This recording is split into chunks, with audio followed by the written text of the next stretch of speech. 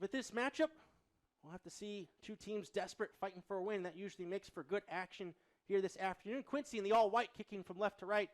Upper Iowa Peacocks in their navy blue, kicking from right to left. That's who begins this match as we are underway between Upper Iowa and Quincy. Peacocks going to send it all the way to their back line as Mateo Rodriguez had made a little bit of an inward towards the midfield, but Peacocks will elect to begin things slowly through Dexter Garrett.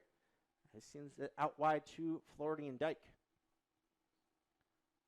Dyke allowed some space. Now we'll pick out a long ball furthest forward for the Upper Iowa Peacocks. Dan Pranger giving chase, and it's going to be an early throw-in in a long throw-in territory. Talk to Daigo Adachi, who's going to head on over there to take this one. Or it looks like Pranger was thinking about taking it short, but it will be Adachi.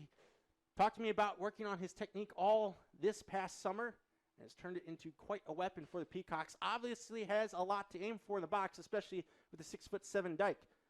Over his head, though, into the middle. It's bouncing around. Prayer with the shot blocked, though, by the Quincy defense. Otherwise, that could have been troubling the goalkeeper. Now the Hawks look to turn things up the field the other way. This is Barrel now, barreling his way towards midfield. Hawks have numbers in bunches. It actually is a 4-on-3, but thankfully for the Peacocks, it's Fabio Bender trekking back to beat Scottford to the ball, and he was able to knock it off him out for a goal kick. If Bender did not intervene there, Quincy definitely had more numbers in the box than Upper Iowa had defenders. So if you're looking for an early statement, folks, it may be very much an up and down type of affair between these two teams. Peacocks, despite their struggles the past couple games scoring, are still third in the GLVC with 15 goals. That's good for 2.5 per match. Fourth with 89 total taken shots, good for nearly 15 a game, and they've been putting them on net at a 55% clip. Quincy not bad in that department themselves. They're in the middle of the GLVC at fifth with 11 goals, good for 1.5 per game. However, it's been the defense that has been the problem. They are last, having conceded 17 times, which is 2.43 goals per game. Here are the Peacocks now. Bender crossing the box. Mateo Rodriguez is there. It's in the back of the net. A beautiful header from Mateo Rodriguez, his third goal this season. Perfect cross by Bender. Perfect header. And it's a hot start for the Peacocks as they find themselves up 1-0 early over Quincy. The sophomore from Frankfurt, Germany, continues to provide early returns in his first season with the Peacocks. It's his third goal of the season, which ties him for the team lead, and now ties him for the team lead in points with 9, up to 3 goals and 3 assists alongside Frieder Blunk. And that is the start that head coach Jason Carlson has been looking for from this Peacock team.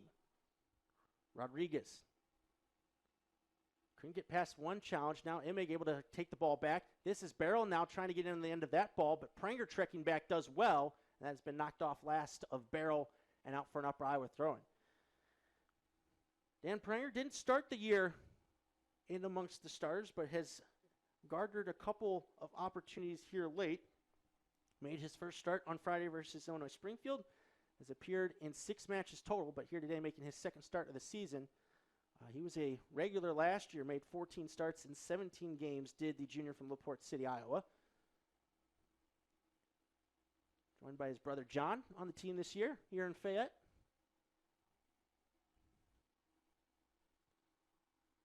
Could be the next brother duo to dominate the sports scene here for Upper Iowa. They've had a lot of good ones over the years. Garrett knocks that one out for a Hawk throw-in. No subs yet for either team. As after the Peacocks have scored the opener, things have died down just a little bit. And it's a credit to Quincy growing themselves into the game. Price now trying to take advantage of the turnover in midfield, able to get past a couple of challenges, has a couple runners forward, but opts to play it short to Adachi. Adachi, though, heavy first touch, sticking with the play, though, as he battles Winder, and he's going to be tripped up, and that should be a free kick for the foul on Morgan, and he's going to get a yellow card for that trip. Not sure if it was Morgan or Winder there, but I think it was Morgan on the challenge for that last trip on Adachi. But regardless, Peacocks have a great opportunity here with this free kick to send in an in-swinger. It looks like Adachi, after getting fouled, is going to be the one who will get that honor. Leads the team this year with 4 assists. That is more assists than anyone for Upper Iowa had last season in total.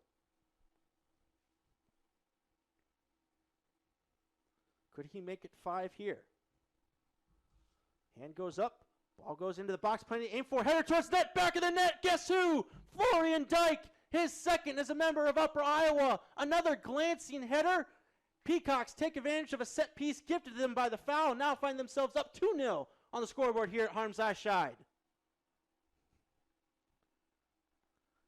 The big man, you can't miss him. Florian Dyke, the sophomore from Nackenheim, Germany, in his first season with UIU. It's his second goal this season. The first one came versus St. Cloud, but here he is getting on the score sheet in a conference matchup and gets that all-important insurance goal at this moment for Upper Iowa.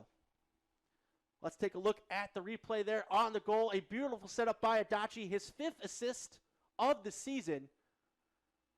And a glancing header once again by Dyke, almost unmarked there as he came marauding into the box. Not so much a newborn giraffe, but a fully grown one there. As Dyke makes it look easy, the center back.